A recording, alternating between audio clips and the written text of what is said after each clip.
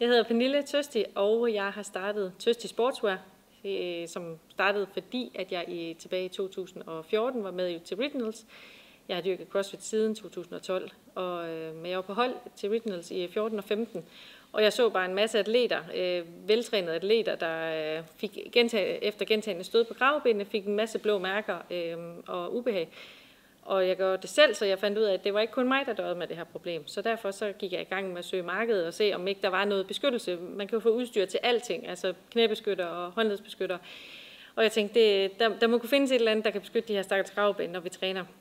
Og jeg kunne simpelthen ikke finde noget, så tænkte jeg, så måtte jeg jo selv i gang. Min lillesøster har brækket kravbenet, på grund af, at hun lavede det clean, der er lige land på hendes kravben. Og der tænkte jeg, så jeg er bare nødt til at gå i gang med at udvikle noget selv, for jeg kunne ikke finde noget på markedet. Og derfor så fik jeg lavet The Protect Sportswear, som jeg er mega stolt af, og jeg kan se en masse kvinder få en masse glæde af, især rundt omkring i de forskellige danske bokse. Og jeg har udviklet her i starten af året en hel kollektion dertil, både til herre og dame, med en masse fede styles og farver, med bambustrøjer og recycled polyester, tights og shorts, som jeg håber, I vil tage godt imod.